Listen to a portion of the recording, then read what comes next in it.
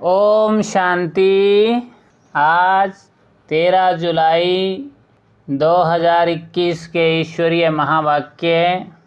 आज मुरली में बाबा ने कहा, मीठे बच्चे, शिव बाबा को यह भी लालसा नहीं कि बच्चे बड़े होंगे तो हमारी सेवा करेंगे।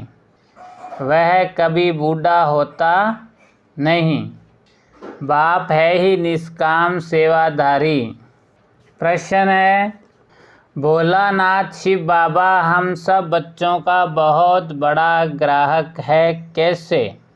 उत्तर, बाबा कहते, मैं इतना भोला ग्राहक हूँ जो तुम्हारी सब पुरानी चीज़ें खरीद कर लेता और उसके रिटर्न में सब नई नई चीज़ें देता हूँ।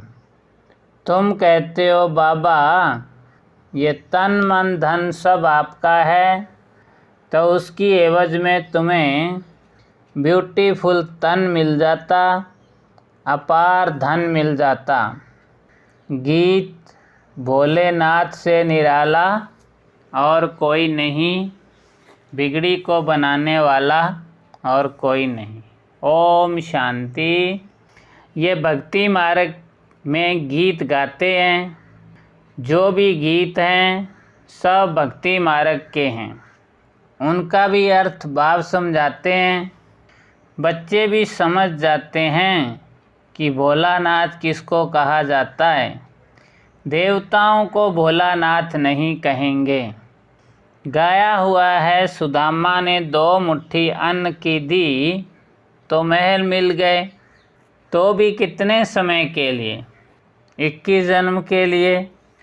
अब बच्चे समझते हैं कि बाप आकर के भारतवासियों को बरोबर हीरे जवाहरों के महल देते हैं। किसकी एवज में देते हैं? बच्चे कहते हैं, बाबा ये तन मन धन सब आपका है, आपका ही दिया हुआ है। किसको बच्चा पैदा हुआ तो कहते हैं भगवान ने दिया।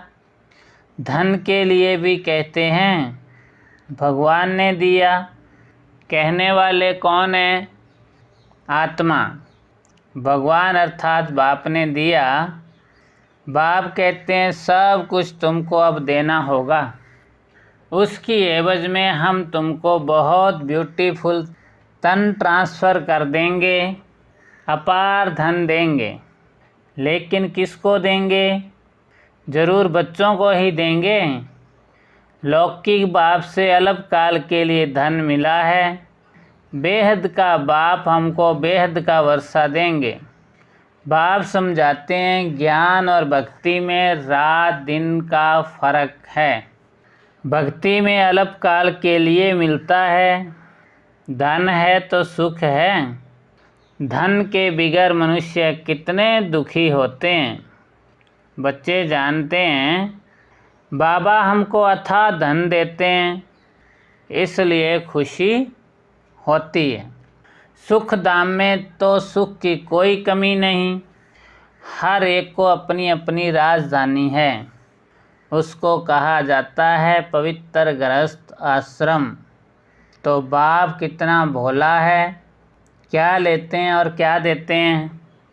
कितना अच्छा ग्राहक है बाप। यूं भी बच्चों का तो बाप ग्राहक ही है। बच्चा पैदा हुआ और सारी मिल्कियत उनकी, तो बाबा कहे वह होते हैं हद के ग्राहक। यह है बेहद का भोलानाथ। बेहद के बच्चों का ग्राहक। बाप कहते हैं मैं परम धाम से आया हूँ, पुराना सब कुछ तुमसे लेकर नई दुनिया में तुमको सब कुछ देता हूँ, इसलिए दाता कहा जाता है। दाता भी इन जैसा और कोई नहीं। निष्काम सेवा करते हैं। बाप कहते हैं मैं निष्कामी हूँ, मेरे को कोई भी लालसा नहीं। ऐसे तो नहीं कहता हूँ कि बच्चों का काम है बूढ़े बाप की संभाल करना, क्योंकि हमने तुम्हारी संभाल की है।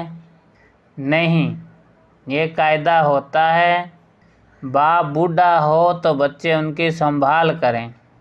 यह बाप तो कभी बूढ़ा होता नहीं, सदैव जवान है। आत्मा कभी बूढ़ी नहीं होती। यह तो जानते हो, लौकिक बाप बच्चों में उम्मीद रखते हैं कि हम बूढ़ा होगा तो बच्चे हमारी सेवा करेंगे। तो बाबा कहते बल सब कुछ बच्चों को दे देते हैं, फिर भी सेवा तो होती है। ये शिव बाबा कहते हैं मैं हूँ ही अभोक्ता, मैं कभी खाता ही नहीं हूँ, मैं आता ही हूँ सिर्फ बच्चों को नॉलेज देने। सुप्रीम रूहों को बैठ समझाते हैं, रूह ही सुनती है, हर एक बात रूह करती है, संस्कार भी रूह ले जाती है, जिसके आधार पर शरीर मिलता है। यहाँ मनुष्यों की अनेक मतें हैं। कोई कहते हैं रूह परमात्मा ही ठहरा, उनको कुछ भी लेप छेप नहीं लगता, आत्मा निर्लेप कह देते हैं। तो बाबा कहे अगर आत्मा निर्लेप होती है तो क्यों कहते हैं पाप आत्मा पुण्य आत्मा? अगर आत्मा निर्लेप है तो कहा जाए पाप शरीर पुण्य शरीर। अभी तुम जानते हो कि सभी आत्माओं का रूहानी बाप हम रूहों को पढ़ा रहे हैं इस शरीर द्वारा। आत्मा को बुलाते भी हैं ना, कहते हैं हमारे बाप की आत्मा आई, टेस्ट ली।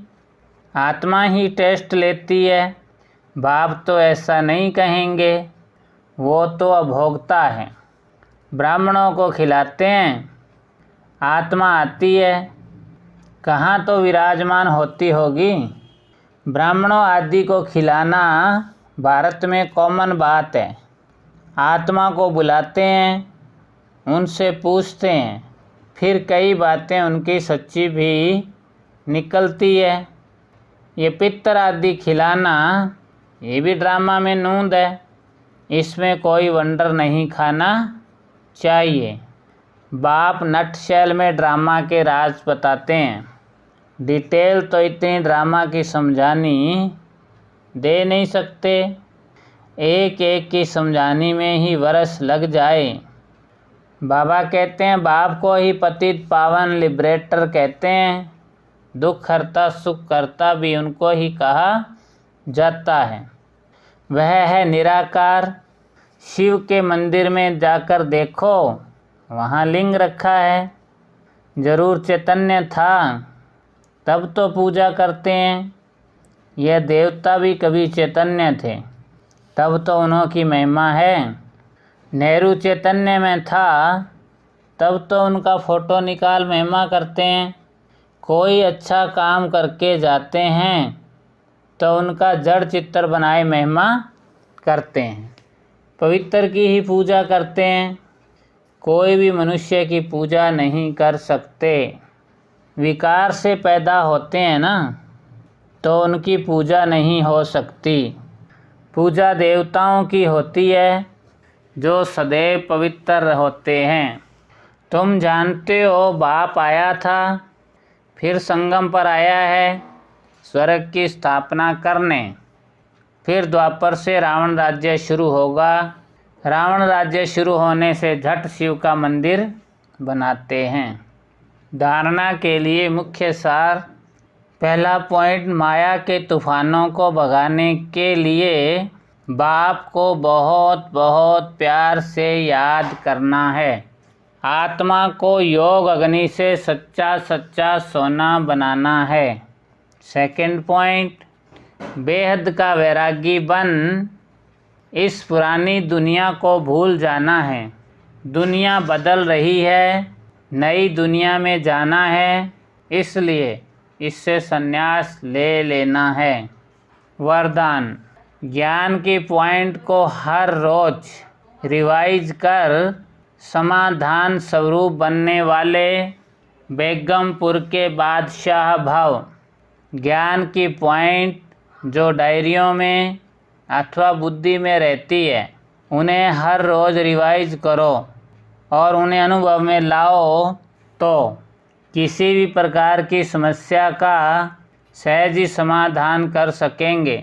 कभी भी व्यर्थ संकल्पों के हैमर से समस्या के पत्थर को तोड़ने में समय नहीं गवाओ। ड्रामा शब्द की स्मृति से हाई जंप दे आगे बढ़ो, फिर ये पुराने संस्कार आपके दास बन जाएंगे। लेकिन पहले बादशाह बनो, तख्त नशीन बनो। स्लोगन: हर एक को सम्मान देना ही सम्मान प्राप्त करना है। अच्छा, ओम शांति।